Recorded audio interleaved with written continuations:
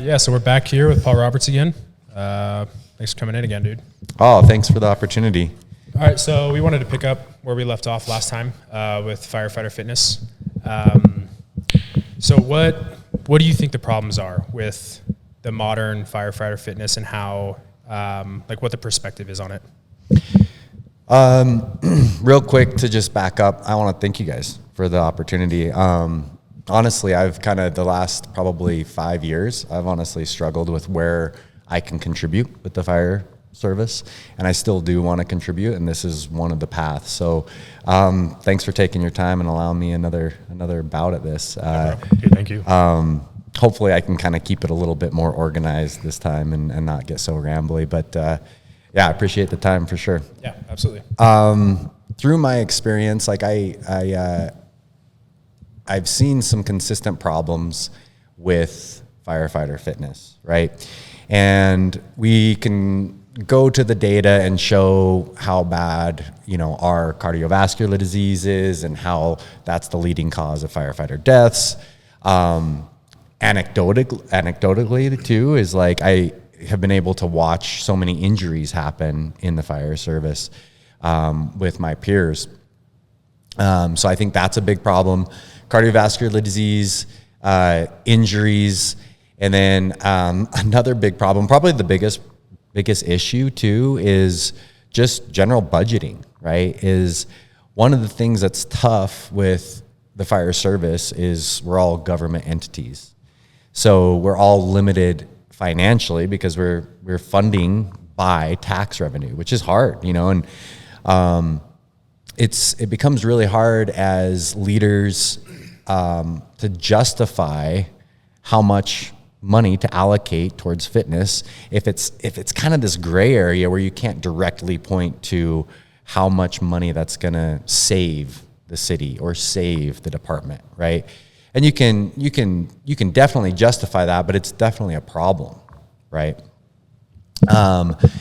Another big issue that I've seen is just general lifestyle problems, right? Issues is we kind of touched on it the last podcast, but we are no different than the general public. We have the same hurdles and the same issues most Americans do, and we can go down the rabbit hole with diet, and that's a big problem, and that can lead to increased BMI and issues that start going down the cascade of developing a very, very poor lifestyle.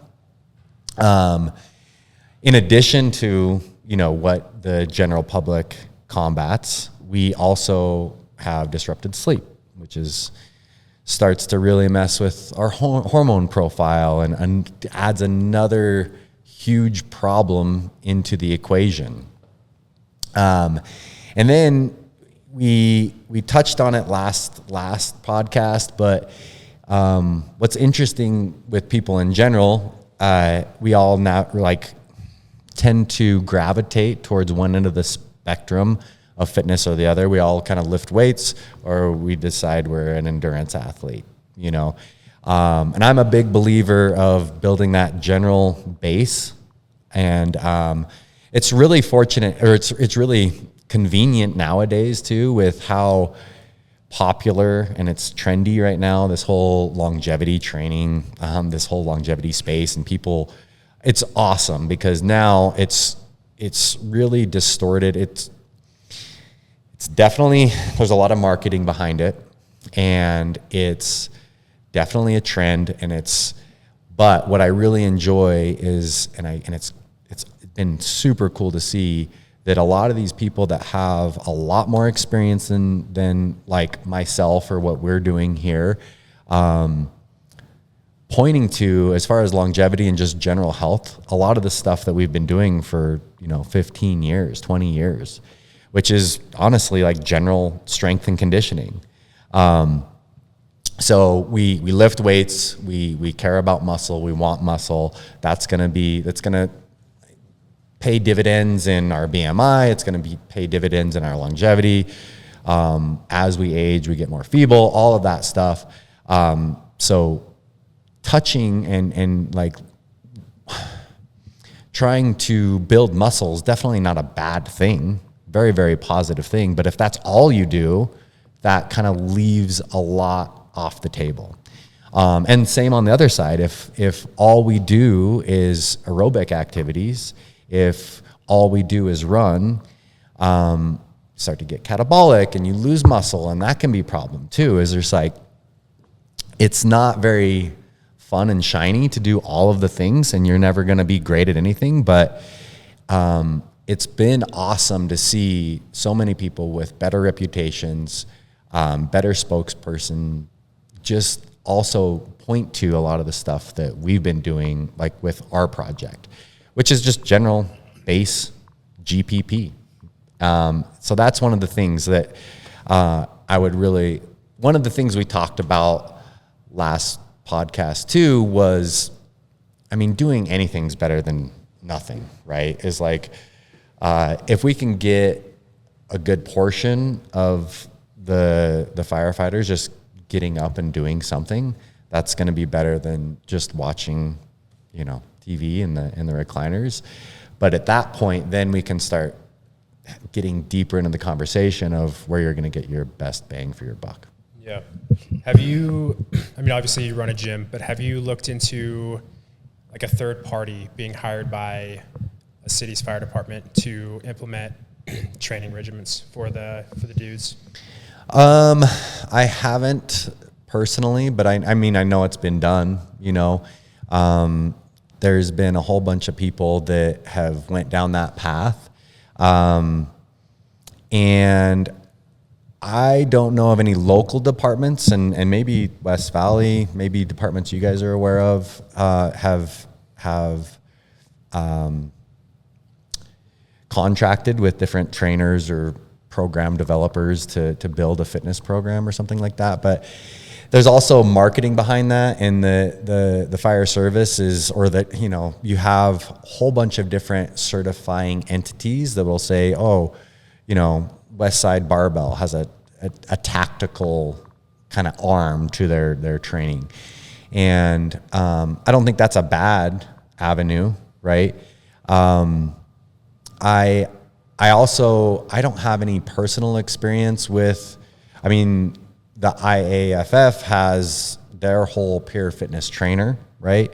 I've looked into it a couple times, and I looked into it the other day, and I know that the cost is up there.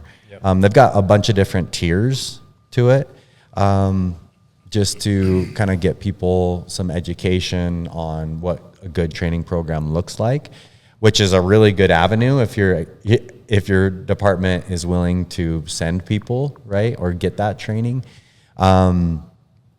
We've done stuff here where we've done firefighter workshops, and we'll have firefighters from all over the valley come through, and I just try to share my kind of knowledge and experience and my perception on what general fitness can look like.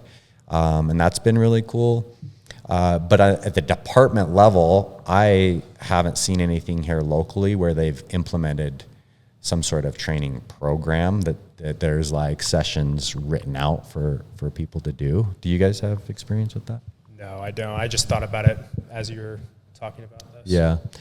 Yeah, and that's kind of one of the avenues when we start to talk about kind of some resources, right? Is I really do think that the fire service is an interesting one, whether we're talking about our fitness standards or, rope rescue or whatever, is like we go in-house so much, which is, again, it's a budget problem, right? Is like,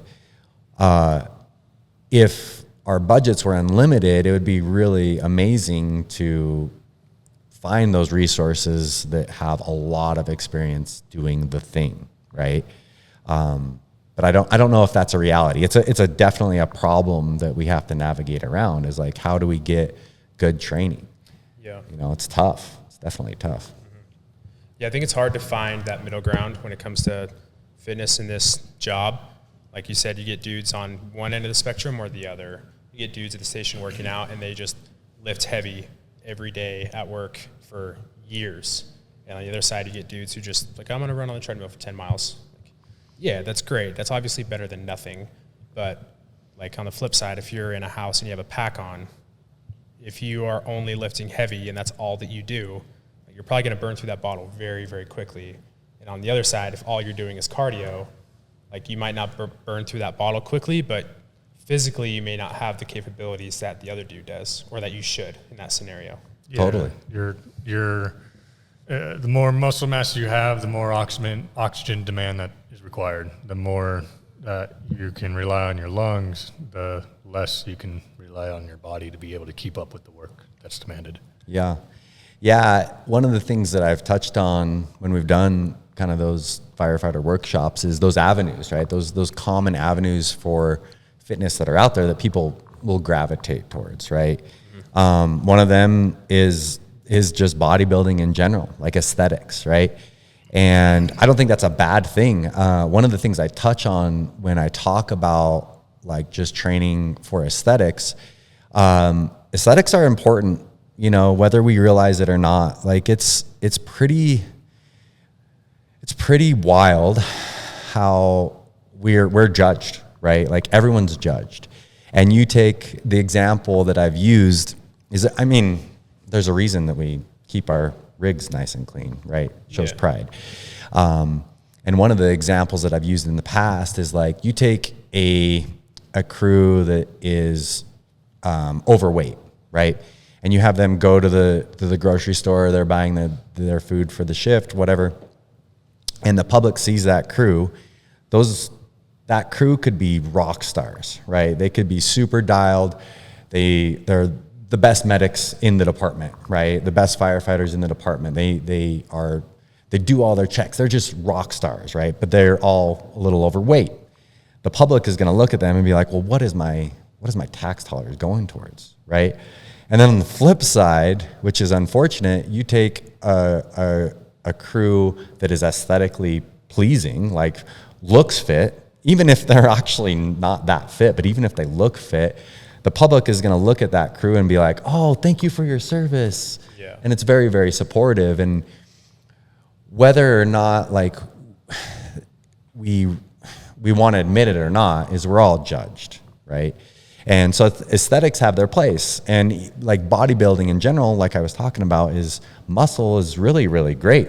You talk about a great organ for longevity and we see it, right? Is like one of the things that might be the thing that is the straw that breaks the camel's back and ends at the end of your life, is if you can't pull yourself up and you're just stuck on the ground, right? Or you've lost so much muscle mass, you can't move, right?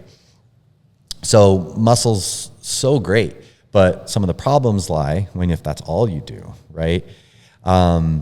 So that can lead to issues also with just general hypertrophy. If that's your main only training stimulus, that does a lot for the muscle belly itself. It grows muscle, but it doesn't really, the connective tissue, right? The muscle and tendons, like tendons and ligaments, that takes a lot more stimulus to engage because it's denser material. It doesn't have as much circulation, so it's going to need more load. So powerlifting, just lifting heavy, has its place because now I'm recruiting more muscle fiber, strength, as Nick just pointed to, is like going to be really valuable in our job. I'm a big believer in strength training. If it's done intelligently, can create a very durable body. If it's done and we exceed our capabilities, which is another problem in just general public, but specifically with firefighters, is that can lead to injuries, because now we're dealing with high intensities. We're operating towards our end of our threshold. Therefore, something can break, right? But strength training in general has a lot of positives with connective tissue health, right? Bone density, great. But if that's all you do, if you've done that for 5, 10, 20 years, you wake up and you're 40 pounds overweight, right? Because you haven't trained any sort of efficiency of the body. Another common avenue is just aerobic fitness, right? Is like trail running, cyclists, all great. There's a problem with time allocation there. if you're a middle-aged man or female or whatever, and you are trying to maintain a level of proficiency for endurance sports, I mean, you're logging 20 hours a week just for that, right? If you want to be competitive. Also, that can be a lot of, it's a lot of volume. So that can contribute to a lot of problems. A lot of injuries can happen with that. And like we talked about is the signal I'm sending my body if all I'm doing is aerobic exercises is get leaner, get smaller, which makes me more efficient, but now I've lost that muscle mass, and that can be problematic, right? And then you get other avenues like CrossFit, and we could go down the rabbit hole with the problems with CrossFit. I always joke that I've spent my last 10 years trying to like pull back and not be associated with CrossFit. But when people see this place, they're like, oh, this is a CrossFit gym? And I'm like, now I don't even argue it. I'm like, yeah, pretty much. So it's very, very close. But the downside to CrossFit is, there's all the wives' tales and all of the information out there as far as injuries that are sustained with CrossFit.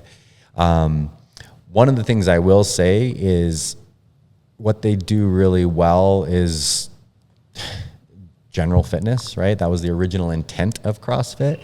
It's kind of morphed over the years, the same as MMA's morphed over the years, right? It was like the original intent was like art versus art, and now it's evolved to this thing where it's now you are an MMA practitioner, right? And you train MMA. CrossFit's kind of morphed into its own thing, its own sport. So now if you go to a typical box and you do a CrossFit WOD or whatever, it's like there's a lot of things that they do that's just like, oh, we've kind of like, how is this functional, right? Like, how is this going to apply? And if you can justify it and you can defend it and be like, oh, this is functional because it translates to this real world activity, then fine, it's justifiable. But because it's its own sport, it's morphed. So CrossFit has kind of, it's just evolved to a point where I don't think it is general fitness. I had so when I was in the Marine Corps is when CrossFit was like just starting to become a thing, Yeah. And in the Marine Corps, like everybody kind of has their own, like there's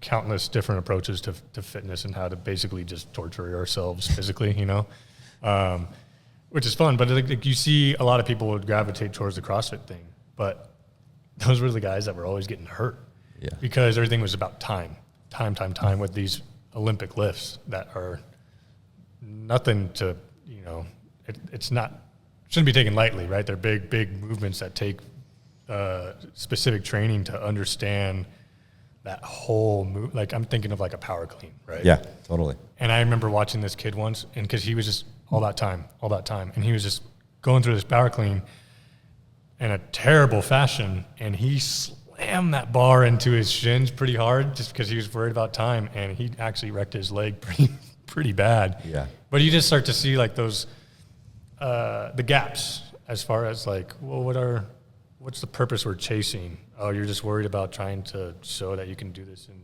the quickest time, and it's like, well, is it proficient? Well, are you still like, is it actual strength, or like, are you kind of burning that fuse, and eventually the camel's back is going to break because you're just doing things that's not sustainable long term. Yeah, that points to another issue.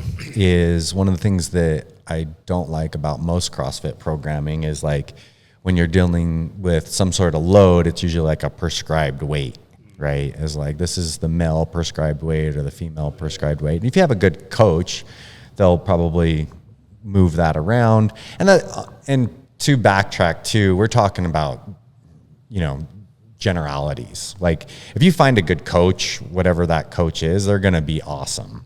But generally, if it's like a male prescribed, female prescribed weight, that can lead to issues. And one of the things you touched on, which I've seen over the years too, is like Olympic lifting with a, barbell, Olympic lifting, like weightlifting itself is highly, highly technical. That's also a sport, right? Like you actually need to practice that.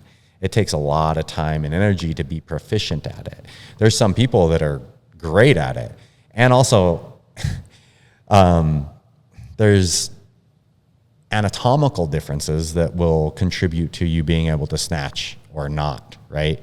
There's a reason you don't see a lot of Western Europeans in the Olympics with weightlifting. Their anatomy is not that great for it, but Chinese, Bulgarians, Russians, like their anatomy allows, and when you get into the weeds, like there's different, just with different heritages as far as their hip, how their hip joint moves, which allows you to get into a really good squat or not, right, with weight over your head. So again, there's people that are great at it, and we see those people and we're like, oh, I want to do that because it's really, really cool. But it's just like, well, and everyone can get better, but that doesn't mean everyone's going to be good and everyone should be doing the same weight. So one of the things that I've learned is if you're dealing with load, most of the time that should be a little bit more individualized, correlated to some sort of like 1 rep max of you as a person, right? And that's like what I would say is good coaching, is like find someone that's like, okay, Shane, we're going to be overhead squatting with 70% of your 1 rep max. And if you don't know that, hopefully you can find someone to be like, oh, I know you well enough, or just base, like let's just start here and see how we go. Rather than just like throwing this, oh, Shane, you're a male, prescribed weight's 135. You're going to be snatching with 135 today. It's just like, well, that might work, but also that can lead to issues, right? And then there's this whole new, it's not super new, but you got this high rock stuff, right? Which is also just general strength and conditioning. A lot of the stuff we've been doing here it's just a trend, The problems with that is, just the name maybe, stands for hybrid rock star. That's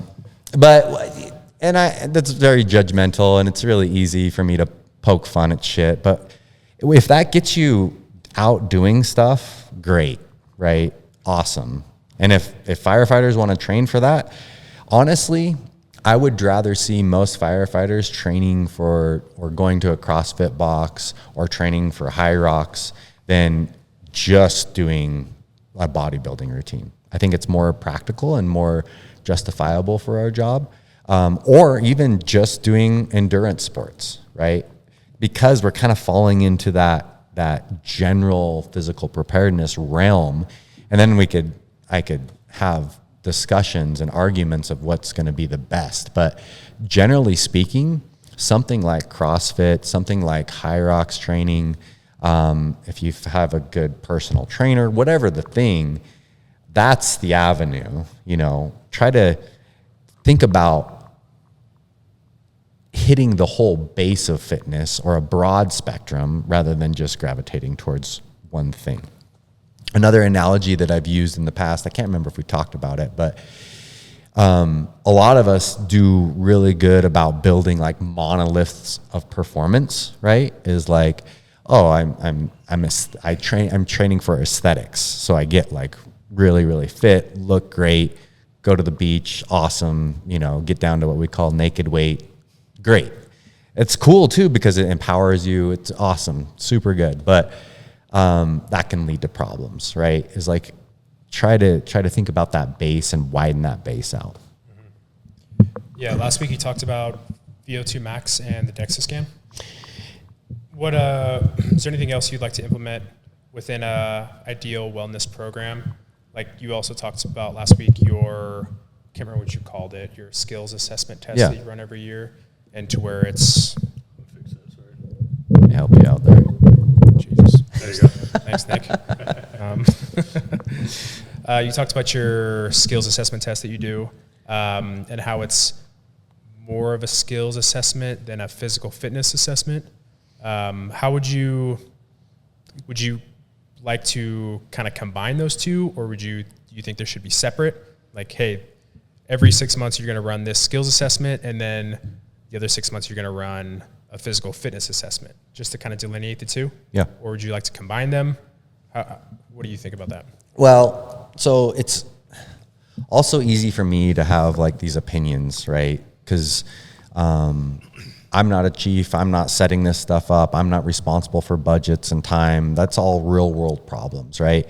So let me kind of clarify as far as like, from my experience and perception, what I believe a really good like fitness and wellness program could look like.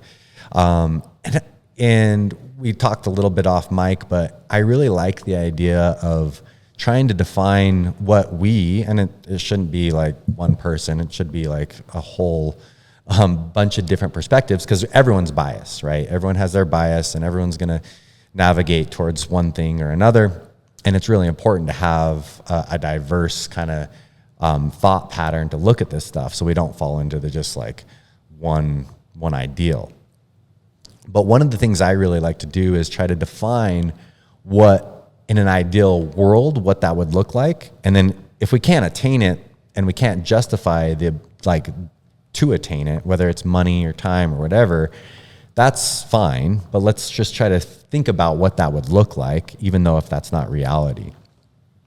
So even since last week, I had over the last like year or so, I've went through the latest NFPA. I kind of was super intrigued about how they were leaning into they were leaning into METs, but we can easily just convert that to a VO2 max, but they were leaning into it, which I thought was really cool.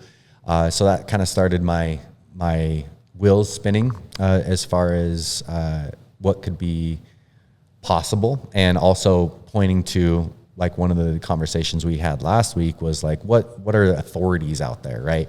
And whether we adhere to NFPA or not, whatever, but at least it's there and it's defined.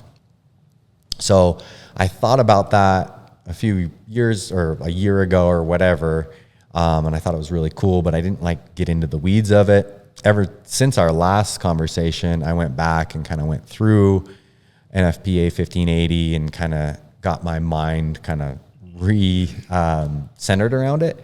And I'm even more like pumped about the VO2 max stuff and like how cool it could be if that was implemented in, my department. I would love to see a VO2 max and a DEXA incorporated in our like annual physical, that's kind of tailored towards health, right? Health and wellness. And I think that's a really good avenue for those things.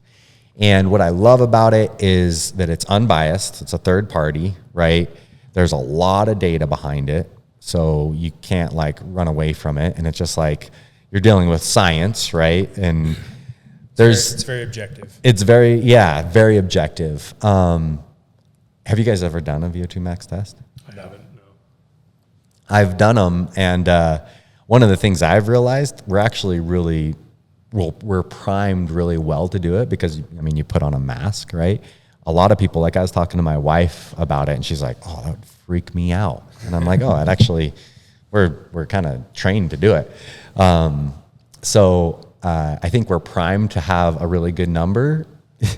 You know what I mean? Because there is also like a level of like psychological effect with it, right? And like on the blood pressure cuff. Totally, yeah. Right? Is like if you've never put on a mask before and you're going to start running on a treadmill, it's going to be tough, right? So anyway, to backtrack, VO2 max and DEXA scan, I would love to see that incorporated. And it's I would put that in the arm of our annual physical wellness with our blood panel, with our hearing test and our sight test. Is like we have all these other metrics that say, oh, you can do the job or you can't do the job.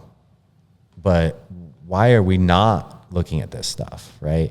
And maybe it's, again, back to budget. But, $200, I mean, mine was a little under $200 at Dexa Body.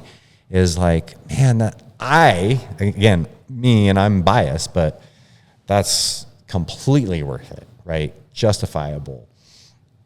I mean, to put a whole department through it, I was actually running through the numbers, and like to have a robust like wellness program, and like to have basically like over $100,000, depending on where your budget lies.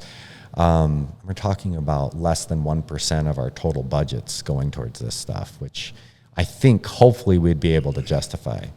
So that would be awesome, but I don't think it replaces like a CPAT or a WPA or some sort of skills assessment. And I think there's a lot of value there. And I also think, I mean, NFPA shows that as well, as like they have expectations as far as what it means to be fit for duty, and wearing PPE, going through skills, climbing upstairs, doing all these things are part of that, right? So the latest kind of thought process that I've had is like, it would be awesome to include a DEXA body or a DEXA scan and a VO2 max with our annual physicals. And then where our department goes to, what was really awesome for a while is we were doing kind of 2 fitness kind of assessments, skill assessments, annually. And we would do one in the spring and one in the fall. And the spring was our red card, and then the fall was our WPA. And that, as far as a system, I think would be so solid, right? And it's like, that's one of the ways I think that we initiate change, and like changing the culture a little bit is like, one, having expectations, but also you gotta like systemize it somehow. If it's like, we've had like the Dexa Body van come to the department before, and it's just like, oh, it's, we get a reduced rate, but in order to get people to go through that, it's just the same as getting your blood work done, right? Is like, unless there's some sort of system and you're kind of in the system, it becomes really hard to justify, for whatever reason, fill in the blank. Because it's like, oh, I don't need a DEXA scan. I don't need my VO2 max. What's that going to do? But what I will say is, man, how powerful that would be if it was just another couple metrics we had to look at and be like, oh, I'm like barely meeting the minimum expectation of my VO2 max. Or if you've ever had a DEXA body scan, dude, it like, because you're laying down on basically like this x-ray machine, right? Have you guys ever either had this? I haven't known. So, man, talk about humbling. Like, because you're laying down there and it shows, it's like a tick, like it's a thermal imager of like your body, and it shows, your different, body fat, muscle, bone. There's so much good information in a DEXA scan, and you look at it and you're like, damn, dude, I got some peach body going on, dude. It's like, you're laying down there, but all of that stuff can be very, very negative if our opinion is like, oh, I don't want to see that stuff, right? I don't want to. We talked last week about reality. It's just like, you can think that you're, 12% body fat, or you can actually get it assessed. Yeah. Right. And you can have a dose of reality of where you're at. Yeah. And I personally choose whether I like the number or not, I like knowing. Right. And how cool would it be like if we just had a couple of those metrics to look at us in the face, annually, and be like, oh, am I maintaining? And whether it's enforced or not, that could be enough, right? It could be enough to like just push the needle just a little bit, right? Is like making that a part of our system, right? And then the WPA stuff or the CPAT stuff, like, I think that is awesome. My push for that too is like, do it in turnouts. Yeah. It's also, NFPA supports this as well, but why are we doing this in basketball shorts and tennis shoes, right? Is like, that might be a really good indicator of how, if we do get that fire call, are we going to be able to actually perform our job? Yeah. Right. Same thing is like, there's a reason we do these checks on the engine, right? It's like, when's the last time we actually checked that?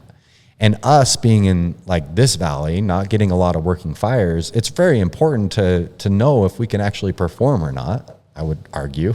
Yeah. You know, in full PPE, because it's different, right? And that might change the expectation. Maybe the expectation is just you complete it. Whatever the department decides is like, draw the line and just hold it, please. Like, let's just hold these lines, right? And that can be very, very tough, you know, but I think if the expectation is correct, and we're not trying to limit people, but we just, in order to hold us all accountable and bring us all up, we got to have those expectations and those standards. Because if we don't, you'll definitely, whatever you allow will be your standard, right? Yeah, I mean, maybe if we do implement a VO2 max and a DEXA scan yearly, like you said, maybe that's all people will need is that objective reality of this is where you are at, you know, to make those changes versus implementing some sort of disciplinary action. Just like, hey, you think you're here, but in reality, this is where you are. You know, maybe that's all a lot of dudes will need to make those changes. Yeah, I would love that. And one of my big goals personally is like, and I think we talked about it last week, is like, there's always going to be the 10% of the fire service that is biased and they love this stuff. Like I love it, right? I love training. I love working out. It'll be a part of my life. It has to be because of this place too. So I'm very fortunate in that. But like, how do we get that big gap of people in the middle that will kind of go one way or another? And then there's going to be like the 10 or 20% that will fight it, you know, no matter what. But it's just like, well, again, I keep going back to, we have standards and expectations in pretty much everything else that we hold on to, right? We do ACLS, right? I was just about to say, you have to pass your ACLS and PALS every year. You've got to recert your medic every 2 years. But why is this different? Yeah, and I don't know. And again, coming from someone that's extremely biased towards this stuff, but it's just like, I really do think we need some solid standards and expectations, and those held, right? Yeah. Whatever the department, your specific departments decide that is, like, just establish it and hold it. Yeah. And because inevitably it's human nature, especially if we're not required to use these things, it's human nature to just let that stuff slide, right? It's natural. Yeah, what do you think causes that? Because in the beginning, I'd be willing to bet that everyone in the department was gung-ho on doing everything they can to be the best fireman they can be. And then that slowly shifts across the years. What do you think that is? Yeah, I think it's an accountability problem. You know, again, I'm super fortunate. It's the older you get, it does get harder and harder, right? To maintain, you know, whatever level of fitness you want to maintain until you get to retirement, and then you have all this time to like take up cycling or whatever. You know, whatever you want to do with your time after that. But when you're in kind of that middle age, it's tough. You know, you got a lot of things that are stealing time from you. You got your family, you got all these responsibilities that pull you away. I gotta, you know, I've got my job. I gotta be there for my kids' hockey game. Like, it pulls you away. And if there's not something there that's holding you accountable, it's really, really easy to let that slide, because you can get some direct, like, acute benefits. Like when you work out, there's some endorphins released, and like you see that first pump, you know, you're like, oh damn, like, good, you know? So there's some immediate stuff, but it's gets harder and harder to justify. And I think it's a time problem usually for people. And a stress problem is probably a big culprit too, is like, that's another thing that you could argue, that our jobs are probably more stressful than most people's, and that's a real thing. It's like, depending on where you're at as far as your mentality goes. There's books about this. Body Keeps the Score is like, a lot of people start gaining body weight and pulling back from a lot of the things that they love to do, and it's more mental than physical, right? Or it's more of a mental issue than a time problem or whatever. It's just like, I don't have any desire to work out, right? I don't have any desire to do these things, and then I haven't ever needed it, so it becomes easy to like, how can I justify spending this time? So there's so many problems in that. But one of the things that I like that you brought up is, that's another thing, man, is like, it's so interesting, this job, because a lot of people coming in are pretty fit, right? The expectations and the standards coming in to get the job are pretty high. You go through an academy, you get worked pretty hard physically. But then there's like, it's really easy to see that arc, right? The people come in really fit and capable, and then they just like slough off.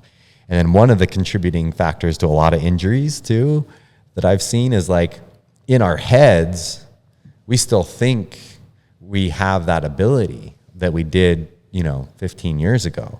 I can still deadlift 405 for sets of 5 or whatever. And you haven't deadlifted for 10 years, and you go grab that bar, and that's a dose of reality, So it's like, accountability is a huge problem. And then consistency is like, it sucks, but find a way, find people to train with. That's been my way. I can justify it, right? Yeah. And like, the sleep deprivation is always huge too. Getting off shift, you don't sleep very well for 2 nights, you're running calls. Like, there are mornings when I get off shift, I'm like, the last thing I want to do is go to the gym and get hazed at 9 a.m. Yeah. But I also know that if I don't go, I'm going to feel like a piece of shit the rest of the day. Like, I need that for myself to feel better. Yeah, totally. It becomes easy to find those excuses, right?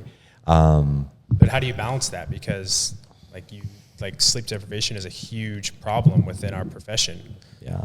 And sometimes the best thing to do when you get off shift is just to go home and sleep. I know it's tough. And I will say, like, you should prioritize sleep.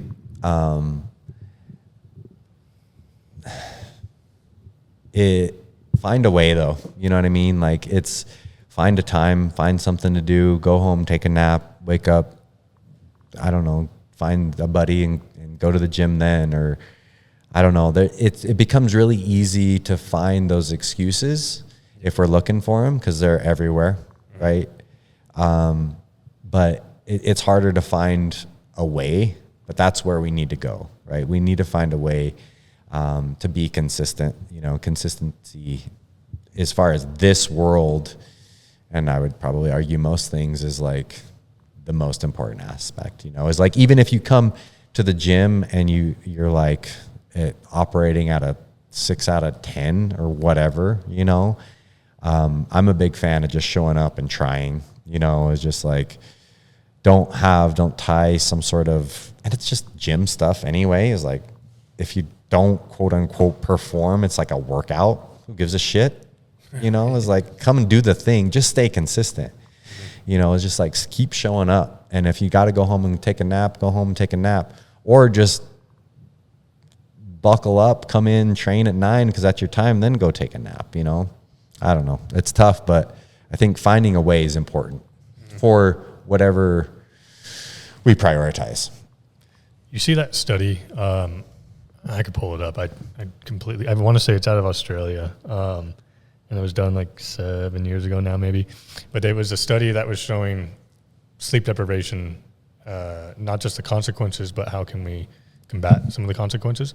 And it was talking about, and it was a window too, right? So it was basically saying anything less than 7 hours is not optimal, right? Yeah. I know personally, like, my body likes 8. It doesn't get 8, but it likes 8. Yeah. But like, you go below 7, and it's like, okay, now you're talking sleep deprivation. But then you go below I think it was below 4, and it goes, no, like you're done. You need sleep, period. Like you can't outwork less than 4 hours of sleep. But if you start talking that 4 to 7 window, you're in that sleep deprived window. And the study concluded that cardio or high intensity interval training, but cardio in general is what's really good when you're sleep deprived as far as recovery and processing a lot of cortisol out of your system, in which I can attest to personally, because I know, so when I first got into the fire service first few years, I was able to just have that gung-ho mentality. I'd get off shift, 4 or 5 hours of sleep, pound pre-workout, go to the gym and lift heavy or lift hard for 2 hours or whatever, you know. And then over time, like, it's not sustainable. You know? Yeah, totally. Your joints start to feel it. That's when your back starts to feel it, and you're like, oh. And then you start to learn, or at least hopefully you do, is that like, oh, like you're punishing your joints even more when they've already been punished from the lack of sleep that you gave it. On top of if you worked out the day before, you didn't recover, and it's just this thing compounds over time. But I've noticed, like if I go, my favorite thing, if I don't have a great night's sleep coming off shift, my favorite thing is go step on the mat, go roll.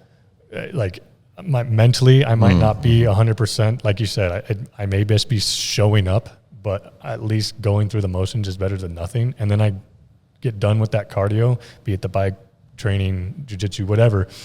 And I get done with that cardio and I'm like, I feel a little bit better. Like I'm less angry at the world. Yeah. A little bit better mental clarity. And like I that hangover feeling from lack of sleep goes away a little bit. And you know, I don't know if you've messed with that or discovered that. But yeah, it works for me. Yeah, I haven't paid super close attention to like different, and I'm not familiar with that study, but I mean, it does make sense, you know, from the outside. And I haven't personally paid attention to like what stimulus or what style of training I've been doing when I've been sleep deprived or not. And I've definitely been sleep deprived pretty horribly in the past, and sleep is very, very important. And we should prioritize it, and we should, you know, I'm definitely a big napper, you know, these days. Like my days start really early.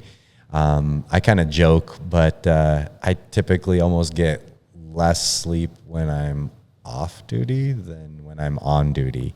Disrupted sleep on duty for sure, but definitely sleep deprived generally. There's also a lot of studies that show even if, you know, what you're within those windows of maybe it's like 5 to 6 or even 4 to 6 or something, if it's consistent, your body acclimates a little bit better than the disrupted sleep. Right. The disrupted sleep can play havoc on your body as far as your physiology goes. Yeah. And that's probably the biggest culprit rather than like limited sleep. I haven't noticed. My kind of MO personally is, regardless of how I feel and what my sleep was the night before, I have a specific training time, and I'll hit that regardless of how I feel. If I feel like shit, I'll still just show up and kind of do the thing. But I'm fortunate that I have some time in the afternoons, if I'm not sitting here talking to you guys or whatever, where I'll go home and I'll take a nap, right? So I'll definitely nap. Like I'm a big fan of napping. Also an engineer, right? So It's your role. yeah, Gurney, nap. yeah. I'm really good at getting that gurney, you know. Stair chair too. Yeah, I'll operate a stair chair for you, dude. Tell me to go get it. I'll go get it. But yeah, like I also think like when we get into these kind of talks, it's really easy, and we've got so many amazing tools right nowadays with sleep trackers and this whole optimization push. And I that's not a bad thing in general, but one of the things that we talked about is there's a whole mental side to that too, you know, and it's just like, oh, I don't feel great, you know, oh, my joints hurt, you know, I didn't get enough sleep. My fucking watch is telling me that I'm under recovered, you know, and that plays havoc on you mentally, right? So there's this whole also argument with this optimization push that it does make you a little bit more vulnerable, right? And back to finding excuses, it's really easy. It's really easy to find excuses, and especially if your watch is telling you need a rest day, which the science behind it, right? If we were just training specifically for science and we just go to those avenues, training would look completely different. But my MO and my argument is I've always been, because of my history, our philosophy, where I originally kind of came up with Jim Jones, is like the mind is primary, right? And I'm such a big believer of the power of the mind and how that can influence everything in our life. Is like, I don't want to be tied to my aura score or whatever, telling me that if I should train or not. And the more I see that stuff, it almost makes you a little bit more vulnerable, right? So, and I'm not anti like tech and science by any means, but I think a big component of this stuff is, if you want to, the stuff that even plays more of a role in, training, we can talk about the physiology and the science and how that benefits, how we get more, or we increase our VO2 max. But what I also love, and where I kind of gravitate towards, is just mental resiliency, right? And how that is going to pay dividends on everything in our life, not just the physical stuff. But even if I show up, and we could have these discussions, and I think we all agree, there's times that showing up, even though you don't want to, is extremely valuable. You know what I mean? Is just like, yeah, you got shitty sleep, still show up, dude. Try to make it work. Find your time to sleep, whatever. I was wearing one of those, it was a Garmin watch for a while. I've tried to wear a watch for a long time. Ultimately, I'm like, okay, I've tried this like for 10 years. It's clearly not for me. I just bust them. And anyway, it has like a recovery score, gives you like a percentage or whatever. And my goal was to get it as 0 to see if I was dead. I got it in like the teens once, when it was actually when we were doing the construction. Yeah. But there's those, I think, to go back, as far as some of the biggest benefits of fitnessing, training, is the mental benefits of it. And some of it, you could lean into resiliency and grit or whatever, is like doing hard things over and over and over. I think does leave an impact. It leaves some sort of stimulus and response to us. And I'm a big believer that that's going to exceed and pull out of the gym and pull out of what you can lift, right? And then there's also the benefits with just, I'm a big fan of working through shit, right? Is like, I think it's funny that so many fitness professionals get so, I'm owning this joke too, is getting so preachy and like, oh, this is, they love it, right? So many fitness professionals go outside of their quote unquote scope and try to tell people how to live, right? But I think part of the reason behind that is like, they're generally happy because it's like fitness is such a big thing in their life, whether it's the jiu-jitsu guy or the kettlebell lifting guy or whatever. Like they start with like, oh, lift these kettlebells or do this jiu-jitsu. And then it starts being like, again, past their scope, and they maybe overstep their bounds and like become therapists and like trying to teach people or like share like how to live life. But they're a shaman, right? But I think one of the reasons, because fitness, whatever the fitness thing is like, it's such a big part of their life.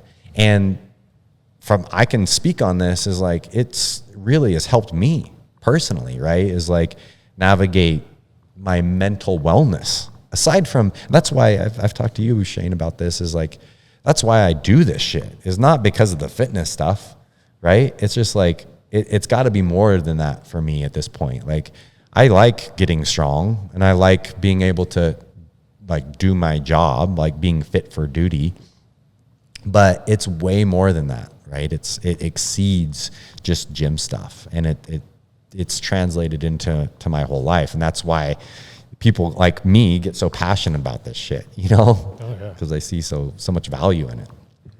I did a class years ago. It was for like peer support, and it was mental health, and it was ran by a therapist. But he was trying to make the argument that that physical unwellness in our industry is a result of lack of accountability on the mental health side of things. And I was like, I see where you're going, because his end argument was that you're not going to be able to get physically fit until you get mentally fit. And I was like, I see what you're trying to say, but I disagree. I was like, I don't think you have one before the other. I think they go hand in hand, and it's a balancing act throughout life, no matter your profession, be it the fire service or whatever. But it's like, because to your point, it's like, if all you did was get into fitness is to chase PRs or times or whatever it is that this goal is of yours for getting into fitness, I think that shit's not gonna keep your interest in the long term. And I think it's like you're saying. So for example, there was again, more science, sorry. No, you're good. You're good. I love it. But there was just talking about how, like, the more physically fit you are, the more mentally capable you are of handling stress, which makes sense because you challenge your cardiovascular system, you challenge the recovery in your body, especially if you start talking about split differences between your rest periods and your work periods and so forth.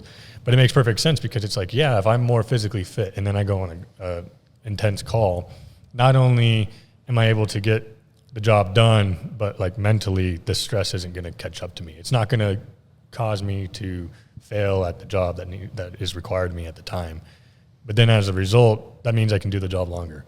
And it's like this compounding effect over time of like, yeah, am I the strongest man in the world, am I the fittest man in the world, am I, an MMA champion, or whatever you're trying to obtain? And it's like, no, but like longevity wise, like I got a pretty good routine. Like, can we keep going? Can I get up the next day? And it's like, I can do this again today, and the next day, and the next day. But it's like, man, I don't think I have a hard time when people try to compartmentalize things and be like, it's this or nothing. And you're like, well, there's just so much more that's entwined that we just fail to look at the systems that are all affecting one another rather than looking at each individual thing. Yeah, I totally agree with you. And I love that you brought that up because I do think they're also mutually beneficial, right? And we talked about it already, is like the body does keep the score. And like if you're dealing with some mental illness, that's probably going to be, it's not going to set you up for success for like physical wellness, right? But they are, I would say, and my experience from what I've seen too, is they're definitely mutually beneficial. And it's like you bring one up and it can have positive impacts on the other and vice versa. And one of the things that I love that you just touched on, which is something that I wanted to also touch on, is even after our career, like one of the things that, because those things are mutually beneficial, if we are fit to do the tasks that we're doing, we're probably going to be, by definition, we're more acclimated to do those things. It's going to create less problems, less injuries, fill in the blank. Therefore, even after, like if we are able to bring up our level of fitness to do our tasks, it has a positive effect on how we retire as well, because we've went through now our career with less injuries. We're healthier as far as our cardiovascular system, all of those things, which has a positive impact even after we get done because we haven't fought that wellness thing, right? Or the health thing. Because if we're unfit to do our task, that leads to injuries or disease, right? Like whatever that task is, if it's just living, cardiovascular disease has a negative impact on that. But we can do things on the physical fitness side to combat that, right? So it is like this weird game. They're definitely not the same thing. Fitness is definitely not health. It is mutually beneficial to a certain extent, but there's things you can do for your fitness if you're pushing it to extremes, or if you're not fit to do whatever task you're trying to do, that has a negative impact on your health, right? And then I would say wellness is like encompasses that all, right? I'd say wellness is a little bit more broad spectrum. We're talking about like not only our physical health, our mental health, and our fitness is kind of a part of that equation as well. I think, yeah. So like, I mean, individual accountability, or even accountability to each other, as far as workmates, or however you want to label that, is interesting. But for more of an institutional accountability too, because like you said, I think it's like you throw out these things like VO2 max and DEXA scan, and the department kind of looks at you square, and you're like, because all they're hearing is dollar signs for fancy stuff that they don't deem necessary, and they want to just focus on the necessities. And you're like, well, like we have to build these arguments. And I think one of the biggest mistakes that cities made was including EMS, a part of the fire service. And before everybody listening goes, yeah, I don't want to run medicals. That's not what I'm saying. I'm saying they force us to be highly educated and highly intelligent when it comes to health. And all of a sudden we go and look at our profession and go, hey, wait a second. Wait, I've learned some things now. Yeah. Wait, you're telling me I'm working 60 hours a week, going into house fires, I'm sleep deprived. Something's not adding up. And you're just like, wait a second. Like if I go to the doctor and my doctor is morbidly obese, you think I'm going to take his word for gospel when it comes to my health? Absolutely not. Like, and so I think what I really mean by the EMS happening to fire departments throughout the nation is not only did you educate us, but you increased our call volume. You demanded more of our workload. And in fact, it's now majority of our workload. Mm-hmm. And so now you go, okay, this is an infrastructure that you are demanding more of. So things are remaining the same as far as equipment and standards to a certain extent. And then it's like, okay, well, now I need to go back to the city and be like, actually, I need X, Y, and Z, and A, B, C, D, E. And all of a sudden that bill can get pretty large really quick. And like anything in government. I mean, I've been working for government in various aspects my entire adult life. Like nothing happens the way you think it should happen, and it definitely doesn't happen overnight. Like it's slow growth. But it does make you want to go, hey, this isn't about raising tax dollars. Hey, this isn't about like fancy equipment or tests, or it's like, no. This is an infrastructure that you demand a lot of, and all we're asking is that you invest in it. And it's like, okay, well, how do we bridge that gap between grunts on the floor, administration, and city officials? And like, you know what I'm talking about? Oh, totally. Yeah, I know where you're going. And I do think we're trending in the right direction, right? And a couple of the things you hit on is, and I've also been, my whole working career has been with government. So I'm very aware of, it's a big machine, right? It's not only a big machine that's hard to move. Then we have the added responsibility we're dealing with tax dollars, which is limited and it's very, very hard to justify, right? So that big machine is going to take a lot of time and energy to move, right? And especially at the local level, versus like if you're a highly operating military asset team, they have a lot more freedom there to be like, okay, this is what we're going to go with, right? Or the justification and the budgeting is different, right? The other way I relate it is, now I'm fortunate to see like on the private sector and having like our own entity being like, oh, we want to change something, just change it tomorrow, right? Really, really easy.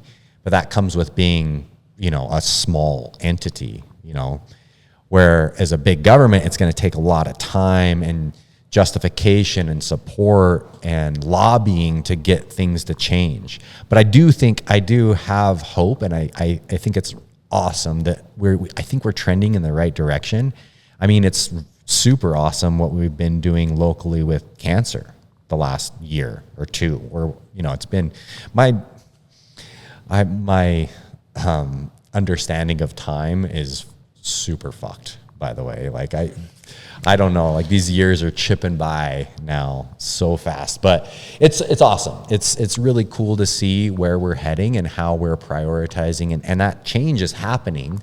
It's just slow, right? And I think what we can do is just keep our voices and be like, hey, we need to value this stuff.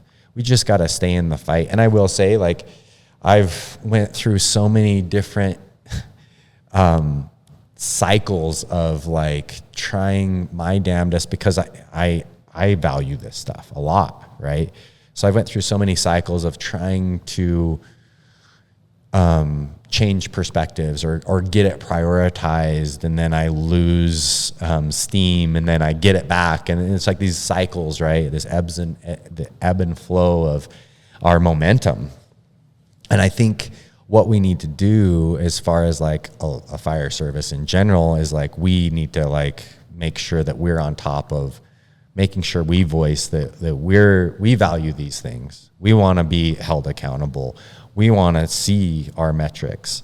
And if we can get support, and then we can get that pushed up to the city administrators that are responsible for budgeting, and we get a lot of momentum behind us, and it's not just like one or two people saying like, I want to do this, I want to see my DEXA score or whatever.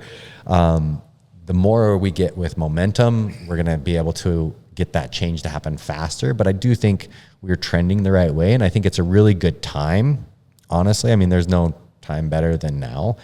But one of the things that I'm pumped on is here locally, I know my department has went from, a really old department generally to a really young department. We've seen a tremendous amount of turnover, and I've kind of seen it in the whole valley. So it's just like, damn, man, there's no better opportunity than right now, if we want to try to prioritize this stuff, to try to, again, we're not looking for anything drastic, right? I would love to see a couple little things just skewed a little bit so we can establish a different culture right now, because there's no better time.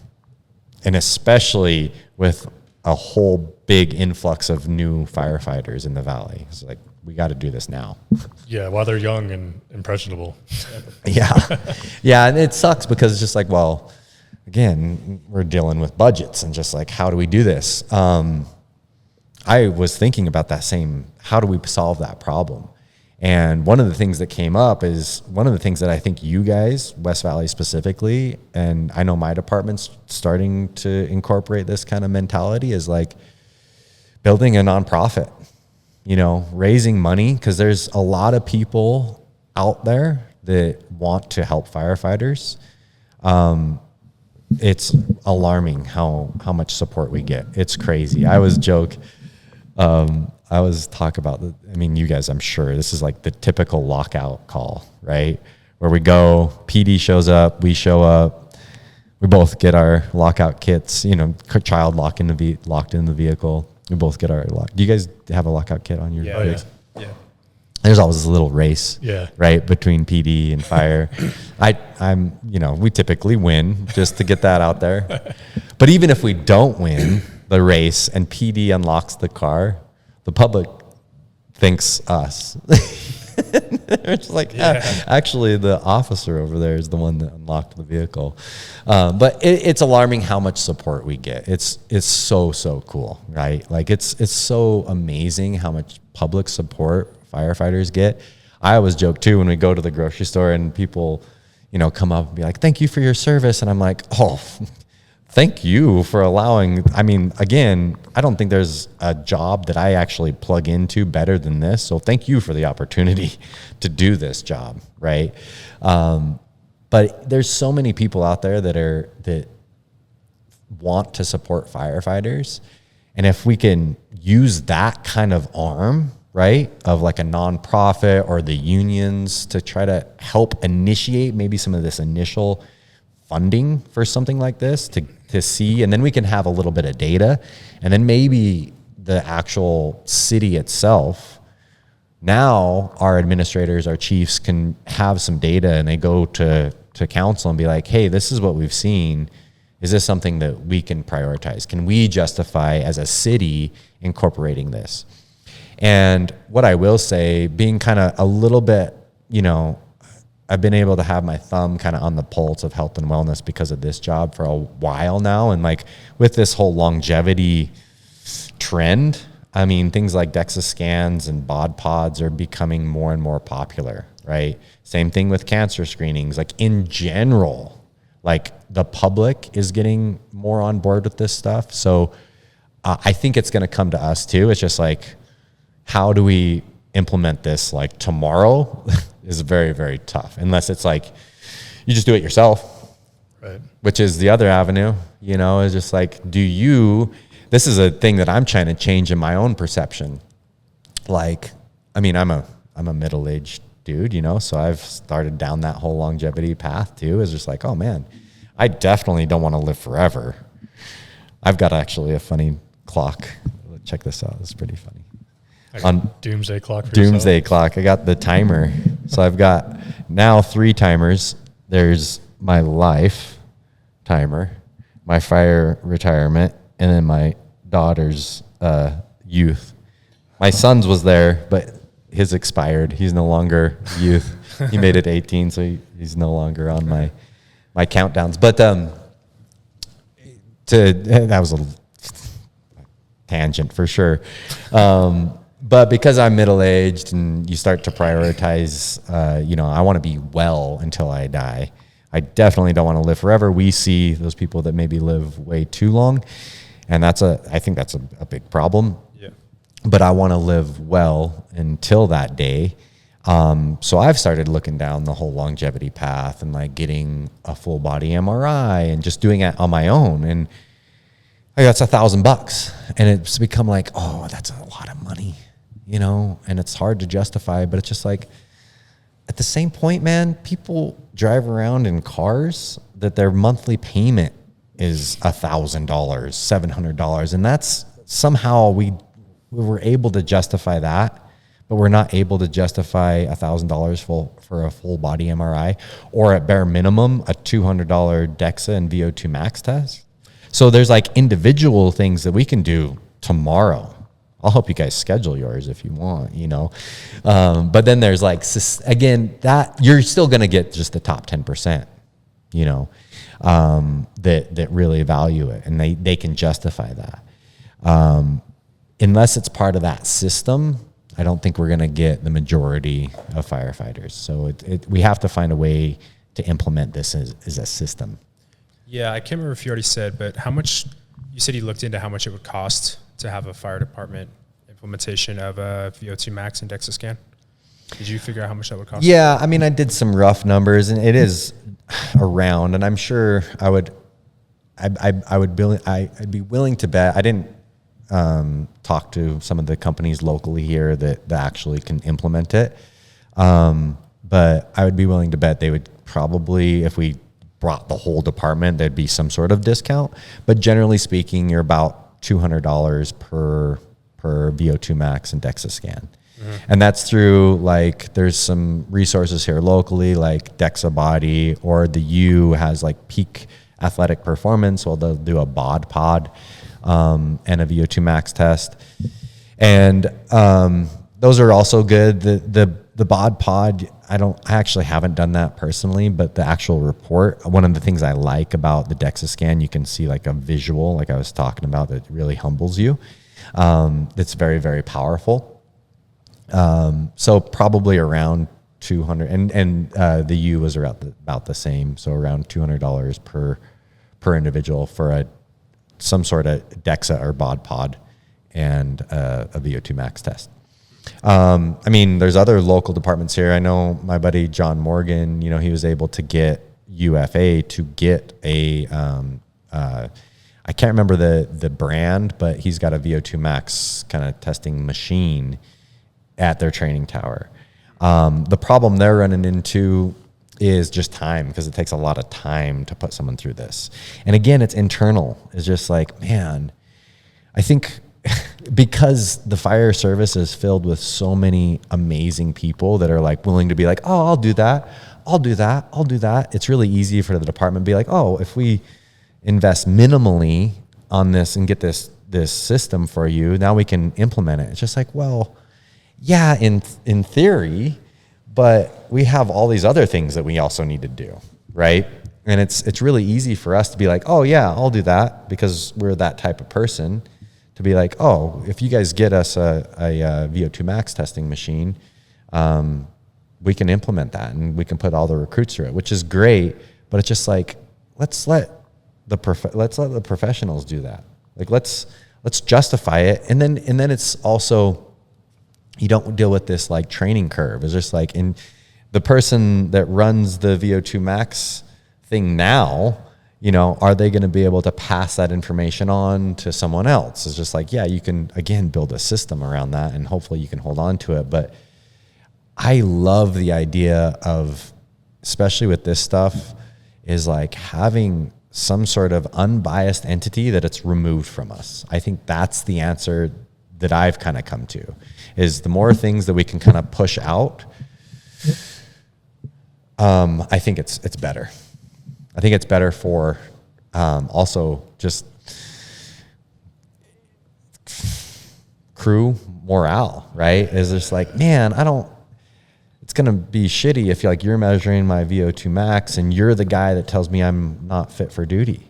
Yeah, like we talked about last round, if I'm proctoring you and you don't pass, but you and I are friends, like, you passed. You passed. Yeah, like, it's you're tough, gonna man. You're not going to lose your job. You passed. Yeah. But if you have that third party, it's like we said before, it's objective. It's yes or no. This Totally. is where the bar is. You're either above it or below it. I think there's also something there too, as far as like, and like, we do a lot, like every shift, you know, you could be at a slower house, you could be at a busy house. Like, we do a lot, period. Yeah. And there's a lot that's demanded of us, be that training, be that medical, be that hazmat, be that fire, be that physical fitness, who's cooking the round, like, what are we cooking? And it's just, oh, we got a new guy and he's got X amount of skills that we got to be working on this month in addition to everything, you know. It's just like, oh, It's very taxing. It's very taxing. It never ends, and it never will end. Yeah, it's only going to get worse. But there is like this, I don't know, maybe this is different for your department, but at least in our department, we have this unspoken thing that, like, if you want to see something changed, like, be the change. And I think that's a great place to start. Like you're saying, right? It's like that the 10% may be the driving force, and it's not going to happen overnight. That's fine. But at the same time, you want to be able to, like, go to the actual people in charge, your leaders, and be like, no, like, I'm doing all this over here every 48. Like, how about you start doing this as well, you know? But at the same time, they're going, we're understaffed and we need another BC. They have their own like, problems. I got all this other bullshit. And Yeah, it's that's hard. just Like, nature. And you're just like, because I think that's the hardest part is mental, physical health, wellness, the encompassing wellness is like, I'm doing all this, and then I go home and I got kids and I got a wife and I got to do this. I got piano or dance or whatever. It's like you're doing with your kid, and you're just like, I'm trying. Yeah. And like everybody's trying, and they're just spread thin. Totally. And you just want to go like, okay, like, how can we adjust course and stop burning guys out, and then, like, make this the new standard? Totally. And I've kind of thought about that in the past. And one of the things that I go back to is we got to have clear priorities. Because you are right, is like, we do all of these things, right? And we should, right? I do think there's justification to do inspections and to do hydrant testing, fill in the blank, like all the things that we do, because we're the kind of catch-all, you know, department almost, you know, is like the emergency, anything emergency related that isn't PD is like kind of falls on us, which is great. I think we should be those people. And I have no problem personally being that person. But also, one of the things I think we have to define clearly is what the priority is, right? Where do those priorities lie? And how can we, it gives us direction, right? If we get priorities laid out for us, this is like, this is top priority, this is second, this is third, this is fourth, whatever, hydrants is down here, and we haven't been able to do our training for the day, physical training or whatever, or fire training or medical training, is just like being able to justify and scale that stuff accordingly. Same thing with our personal lives, which is tough, dude. It's like having prioritizing or having priorities, and then actually needing to sacrifice things. That's hard, right? And that's like real sacrifice is not like giving up shit that you don't want to do. It's actually like not being able to do the things you want to do, right? But I really think as departments, as us personally, I think clearly defining our priorities of like, this is our top priority.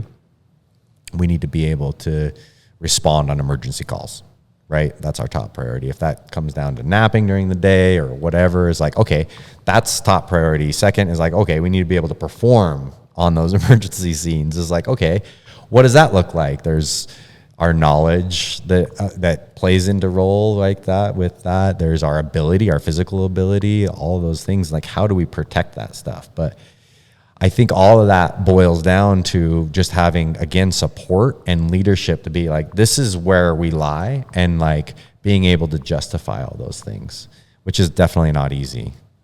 And that's definitely above my pay grade as well. No, but I like what you're saying, like having these standards, because that's your outline. And then it also clearly points out your priorities, your mission focused, and everybody understands what that mission is and where our end goal lies.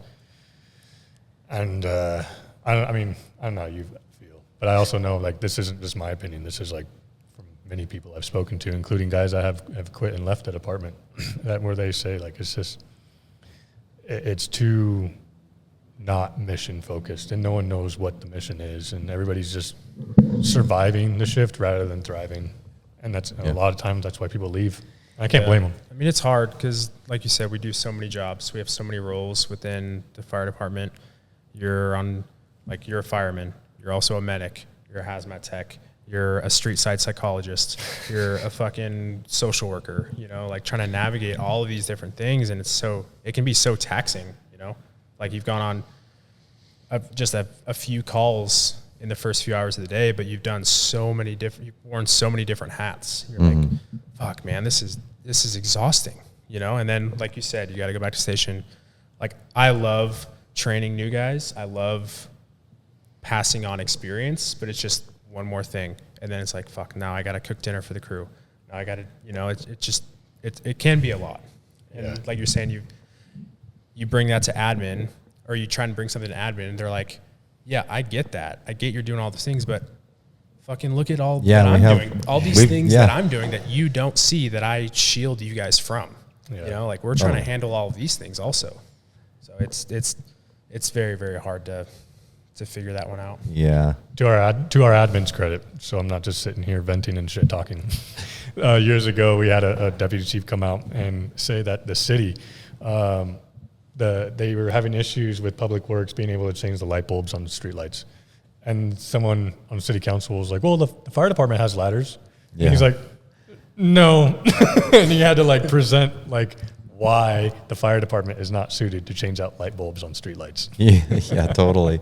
Yeah, I agree with you, is no matter what level, is like we all have problems, right? And a lot of those problems we're not even aware of that like our administration is dealing with, or even the city. Like, that's a really good example, is like the city in general has problems. We all have problems, and that's our job at all of those different levels, is try to prioritize and solve all those different problems, right? And we all have our perspective that's biased, and we can easily sit around this table and talk about, oh, let's just do this, let's implement this shit tomorrow. It's just like, yeah, it's not that simple, but to go back, I think just like anything, like to get some sort of change to happen, I think it just takes, it's going to take support on all ends, right? It's going to take support of us on the fire ground. It's going to take support at administration level. It's going to take support at the city level. And my big goal personally is just to not give up, is just like to keep up the fight with this stuff. Because I do think it's so impactful. Again, this is like kettlebell lifting guy telling people how to live and shit, which is just stupid. But man, I have seen so many positive impacts on people's life. Again, not only physically, but also mentally, with this stuff is like, whatever you can do to get around people and get some effort and break a sweat, man, you're going to find a benefit, whether it's on the mats or whether it's in a CrossFit gym doing a WOD, or it's, even high rocks or whatever it is like, just get around people. Yeah. Don't isolate, get around people, get a sweat in, and back to sacrifice is like all of these things. I mean, like one of my biggest releases is like going out to ride on like single track on a motorcycle with like Alec House. But I'm not at a point in my life where I can justify that, even though like that's one of the best things that I've found like for my mental clarity, and like I love that. But it's just like the buy-in for that right now for me is just too high. So it's just like, well, I got to find it somewhere. And so it's like, oh, well, we got some mats right here. It's like, I can get on the mats, and that only takes an hour, versus a 4 hour or more kind of like round trip kind of thing. So it's like finding those ways, right? Again, rather than the excuse, I think it's super important. Something that we started implementing at 75 is one of us will text the crew, just gym. And then at that point, everybody goes downstairs into the gym, the station, and like, we're not really working out. You know what I mean? Like, that's not the point. The point is just to get us together and doing something, and like that's, in my opinion, that's what builds morale, is just like you said last week, is just doing shit together. Like, how many times are we sitting around the station and we're just kind of like lollygagging around, and then we get a legit medical or a rip and fire, and then the rest of the round, everyone's fucking in a great mood. The morale is through the roof. Everyone wants to do shit. Everyone wants to pitch in and help. It's like, that's what we're here for. That's what bonds dudes together, is like doing hard shit together. And it doesn't matter what it is. It doesn't matter how shitty it is. It's just getting together and doing something together, like solving problems and doing something hard together. That's what bonds dudes. For sure. I mean, I saw you hand over Tribe to Haley the other day. Yeah. Sebastian Younger is just like, I mean, read that book. That's exactly what that book is saying. Read that book. Yeah. And then let's try to justify not going down to the gym or doing hard shit together. It's just like, go through that book. Yeah. Yep. Yeah.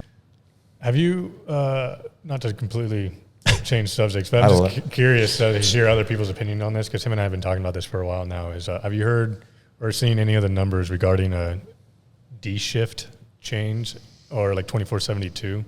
I haven't seen the numbers, but that was one of the things that I actually wanted to talk about, is like, one of the big culprits or hurdles, problems, is it kind of leads into this like lifestyle kind of arm of big problems with fitness in the industry, is just like recovery, right? And it can, our schedule, if you're at a busy station, is gnarly, right? Is super gnarly.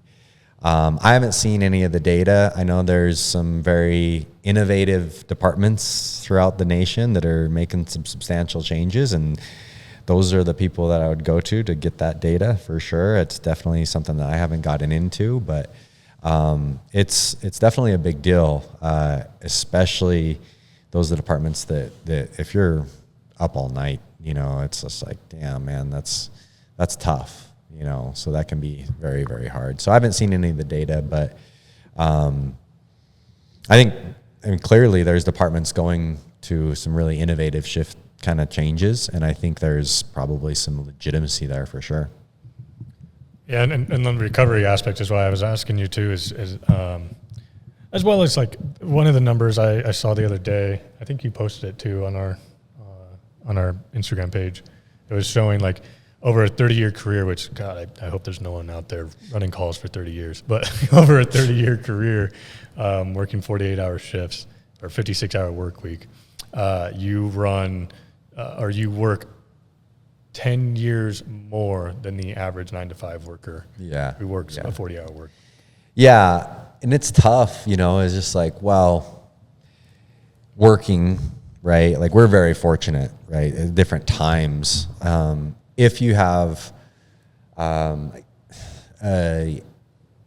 we have a very lean, like there's a lot of avenue to recover on duty if we need to, if it's justifiable, right? So again, some of that is distorted with how busy we are or not. But I saw that same post and I was like, oh damn, that's remarkable, but I don't want to speak on something that I'm ignorant on, and I haven't really went down that rabbit hole of the different shifts. And what I will say back to what I do know is that whatever we can do to prioritize sleep, myself included, this is definitely calling the kettle black. I need to do better with sleep prioritization. I tend to prioritize other things in my life before sleep, which I could do better at that for sure. No, I think we can all probably relate, especially in our job where we're burning the candle at both ends. Yeah. Trying to get a lot done, including other professions or things or family or everything that's tearing your attention away from what's ever happening at the moment. I joke that I've gotten really good at napping, like even power naps, or, sometimes I'll take a nap at a stoplight. Really good at turning it off and on with a horn or something. It's like, oh, okay, I gotta go. No, in one of our, I don't know, it seems like maybe 2 years, maybe 3 years in our annual physical, there's like a sleep score that we fill out. And that's through the U. And it's definitely better the last year. I've kind of really tried to have a better quote unquote like work balance, because it's really easy for me personally, because I love my jobs. I love my job. I love my responsibilities at the fire station. I absolutely love being here in this project. I love them. So it's really easy to be like, oh yeah, I can continue to wake up at 4:45 and be here, and even though it's on like 4 hours of sleep or whatever, and just like, oh man, I gotta like have clearer lines and be a little bit more responsible with that stuff. Yeah. We've talked about like third-party non-biased entities for fitness. I'm curious if it'd be at all possible for a third party to come in almost as like a consultant for the fire department, because everything that we do is like internal based. Yeah. It's like come in, do like a year, however long study on how we sleep and the performance that we put out, and have, like I said, a non-biased, objective view on how firefighters are performing and what can and should be implemented to make us better performers. I feel like I don't see that being, it might be difficult to implement, but I think that there'd be a lot of agencies or universities that would jump at the possibility to do that. Yeah, I know in my department, the U tried to do a sleep study with us. It was maybe 2 years ago, and it was really awesome. There was a lot of momentum and everyone was stoked to participate, but some sort of funding fell through. And I think it goes all the way back to what we talked about being one of the biggest problems is budgeting. It's just like, you get what you pay for. Yeah. And if it's just like some sort of grant where there might be some initial funds to like do one study, but then it's just like, if that grant expires, how are we going to sustain this? Right. Or you get someone doing something for free, and again, it is reality that you get what you pay for. So it's just like if you have someone doing a free study or like volunteering their time, which is remarkable, but you're probably not going to get a great result. There's probably exceptions to that for sure, but generally speaking, I think all of that funnels back down to the budgeting problem. Because I think if we had the money and it set aside and there's a budget for it and we have X amount of dollars sitting in this consultation fund that we can bring in outside people to do our sleep studies or push us through the VO2 max and the DEXA scans, just like that's great, but we need to have that earmarked, right? Somehow, whether that again is like a budget line within our actual city budget, or if it's something that we can lean on to be like our union, or if we start these nonprofits, or honestly, like I've been toying around with the idea the last like 3 years. I've started this longevity working group. And there's been a couple times where I've like charged a fee to be a part of it, and we kind of go through this whole, it's cool because it's a working group back to doing, it's like shared accountability. Is just like, oh, we need to get all of our blood work done at this time. So like if it's up to me and I have to get my blood work done and there's no external accountability, it's really easy to put that off. But unless there's like, oh, we all need to have our blood work done and we're going to meet on October 15th and talk about it, right? Now there's some sort of accountability there. So that arm of this project, the Sect, I've even kind of toyed around with, because I honestly, this whole thing is like built like a nonprofit. It's just not formally a nonprofit. It's an LLC. But I was like, oh, is there a way to like build an arm that's a nonprofit arm, and I can like lean into this health and wellness space a little bit more? And then even with this last conversation last week, I was just like, man, maybe I just want to I want to try to do whatever I can personally to try to solve these problems, because that's just kind of how I'm wired. And again, I'm extremely biased with this shit, and I prioritize it, and I see so much value into it. I'm like, how can we solve this problem?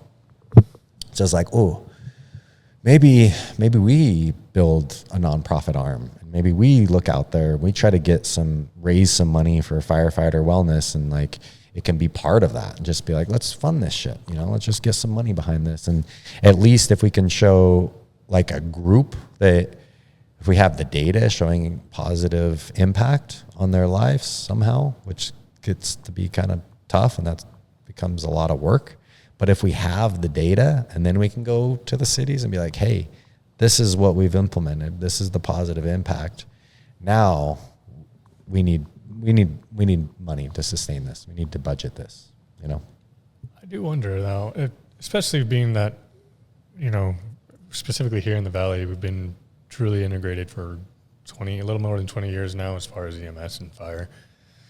And healthcare is one of the leading industries in our state. One of the biggest drivers for tax revenue.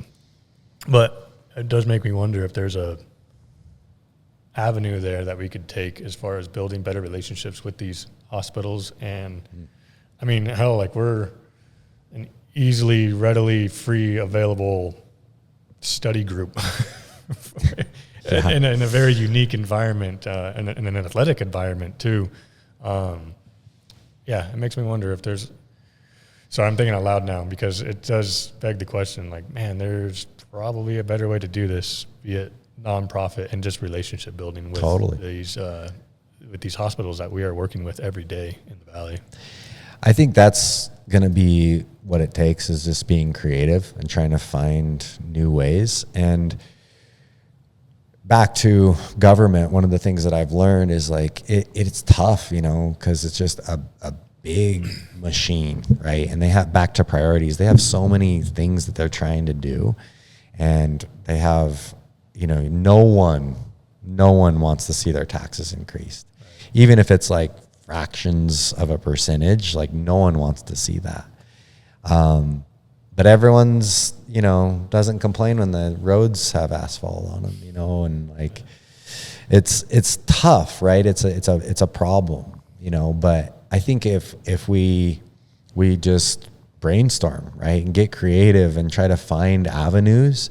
I think that's what we need to do personally. And like,